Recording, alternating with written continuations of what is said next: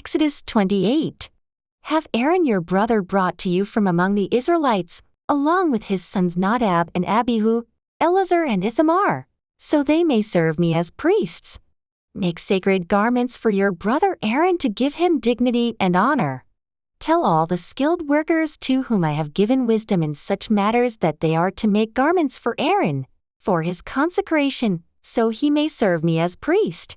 These are the garments they are to make: a breastpiece, an ephod, a robe, a woven tunic, a turban and a sash. They are to make these sacred garments for your brother Aaron and his sons, so they may serve me as priests. Have them use gold, and blue, purple and scarlet yarn, and fine linen. Make the ephod of gold, and of blue, purple and scarlet yarn, and of finely twisted linen, the work of skilled hands. It is to have 2 shoulder pieces attached to 2 of its corners, so it can be fastened. Its skillfully woven waistband is to be like it of one piece with the ephod, and made with gold, and with blue, purple and scarlet yarn, and with finely twisted linen. Take 2 onyx stones and engrave on them the names of the sons of Israel, in the order of their births, 6 names on one stone and the remaining 6 on the other. Engrave the names of the sons of Israel on the 2 stones the way a gem cutter engraves a seal. Then mount the stones in gold filigree settings, and fasten them on the shoulder pieces of the ephod as memorial stones for the sons of Israel. Aaron is to bear the names on his shoulders as a memorial before the Lord. Make gold filigree settings, and 2 braided chains of pure gold, like a rope, and attach the chains to the settings. Fashion a breastpiece for making decisions, the work of skilled hands. Make it like the ephod, of gold, and of blue, purple and scarlet yarn, and of finely twisted linen. It is to be square, a span long and a span wide, and folded double. Then mount 4 rows of precious stones on it. The first row shall be carnelian, chrysolite and beryl. The second row shall be turquoise, lapis lazuli and emerald. The third row shall be jacinth, agate and amethyst. The 4th row shall be topaz, onyx and jasper.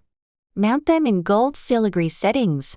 There are to be 12 stones, 1 for each of the names of the sons of Israel, each engraved like a seal with the name of one of the 12 tribes. For the breastpiece make braided chains of pure gold, like a rope. Make 2 gold rings for it and fasten them to 2 corners of the breastpiece. Fasten the 2 gold chains to the rings at the corners of the breastpiece, and the other ends of the chains to the 2 settings, attaching them to the shoulder pieces of the ephod at the front. Make 2 gold rings and attach them to the other 2 corners of the breastpiece on the inside edge next to the ephod. Make 2 more gold rings and attach them to the bottom of the shoulder pieces on the front of the ephod, close to the seam just above the waistband of the ephod. The rings of the breastpiece are to be tied to the rings of the ephod with blue cord, connecting it to the waistband, so that the breastpiece will not swing out from the ephod. Whenever Aaron enters the holy place, he will bear the names of the sons of Israel over his heart on the breastpiece of decision as a continuing memorial before the Lord. Also put the Urim and the Thummim in the breastpiece, so they may be over Aaron's heart whenever he enters the presence of the Lord. Thus Aaron will always bear the means of making decisions for the Israelites over his heart before the Lord. Make the robe of the ephod entirely of blue cloth, with an opening for the head in its center. There shall be a woven edge like a collar around this opening, so that it will not tear. Make pomegranates of blue, purple and scarlet yarn around the hem of the robe, with gold bells between them. The gold bells and the pomegranates are to alternate around the hem of the robe. Aaron must wear it when he ministers. The sound of the bells will be heard when he enters the holy place before the Lord and when he comes out, so that he will not die. Make a plate of pure gold and engrave on it as on a seal, "Holy to the Lord." Fasten a blue cord to it to attach it to the turban. It is to be on the front of the turban.